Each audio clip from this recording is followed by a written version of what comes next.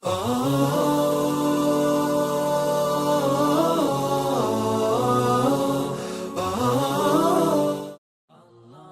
brothers, go and see the condition of this world. We just came back from Egypt. We just came back from Egypt. Bilad al-Azhar. 90 million people. 95% Muslims. Go. You know what the growing trend now is amongst the youth? Wallah al-Azim, people I met myself and spoke to myself. You know what the growing trend is now? Atheism.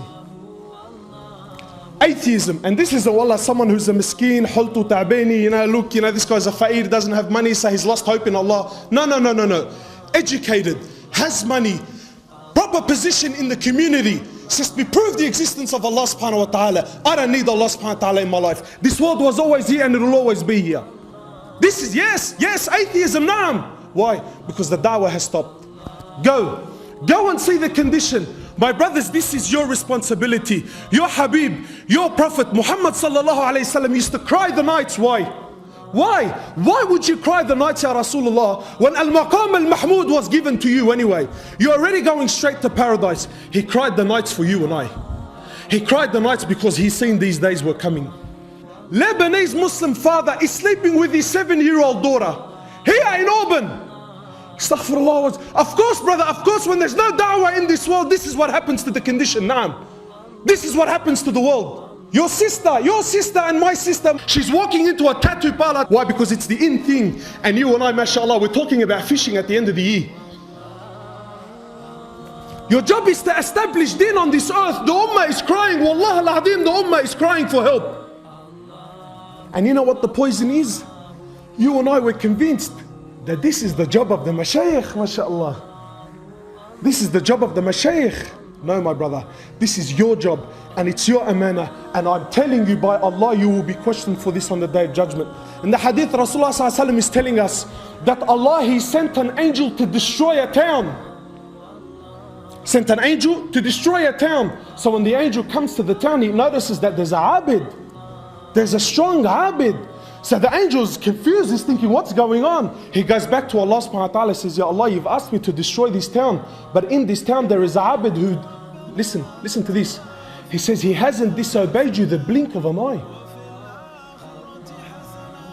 This is an angel who only knows how to worship Allah. And he's testifying that this man hasn't disobeyed you the blink of an eye. What did Allah say? He says, start the destruction with him. Why? Because he's seen the condition of the Ummah, and what did he choose to do? Sit in his house and mashallah worship Allah. No, my brothers, no. We have a job, we have a responsibility, we have an amana. We were in Egypt. Let me tell you, brother, let me, boys here, mashallah, wherever you go, yeah, brother, jihad, let's talk about jihad. Wallahi, the next guy who speaks about jihad, slap him across the face and tell him, wake up to yourself, brother. Go and see in Egypt, your sisters from Bilad al-Sham. Yes, I've seen it with my own eyes. Your sisters from Bilad al-Sham, they're going to Egypt for prostitution. For prostitution. Because of the ahwal are so bad. Naam, prostitution, yes. And this is what's happening, my brothers. My brothers, we have an amana. We have a responsibility. Wallahi, go out there and see the condition of this world. Go out there and see the condition of this world. The Shaykh was giving a small talk about tahara. So one of the brothers, he came up to him after, he says to him, Shaykh, Malish, you were speaking about making ghusl. He says to him, yes. He says to him, Shaykh, you only make ghusl when you commit zina, huh? Married for 20 years. Married for 20 years. Been sleeping with his... He's been sleeping with his wife, and he thinks that you only perform ghusl when you commit the act of zina. And he's praying. My brothers, this is your responsibility. Wallahi, this is your deen. If you're waiting for Shaykh Fulan and Shaykh Fulan to come and save you, wallahi, woe to you. Woe to you. Just like how you don't wait for anyone to come and pay your bills, why do you wait for people to come and teach you your deen? Why? Why are we waiting for this person and that person? This is your responsibility. And my brothers, malish, forgive me, I'll leave you with this last.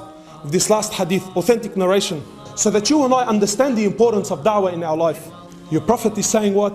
He says, you will enjoy that which is good and you will forbid that which is evil. Or what? أو ليوشكن الله أن يبعث عليكم عقابا منه. Or verily Allah subhanahu wa ta'ala, He will send down His punishment to you. What is the punishment of Allah? He says, ثم تدعون له ولا يستجاب لكم. He says, you will raise your hands and make dua, and Allah will not accept your dua. This is His punishment. 4 million people in the haram every single year. 4 million people raise their hands and cry before Allah. Ya Allah Masjid al-Quds, Ya Allah Palestine, Ya Allah Syria, Ya Allah Babar. I want to ask you something. Is Allah deaf? Wa na'udhu billah? Allah, is He deaf yani? He can't hear them? Allah is blind? Wa na'udhu billah yani? Allah subhanahu wa ta'ala can't see them? Isn't He the one who says, when you ask me I will give? But what's happening? What's happening? The ummah is crying. No, my brother, there is a prerequisite. There is a condition. There is a condition before Allah subhanahu wa ta'ala can you accept your dua. And what is this condition? That you become a da'i ila Allah subhanahu wa ta'ala. This is your role. This is your role. To establish deen in my life. What sort of deen? Full deen. And to establish deen in this ummah.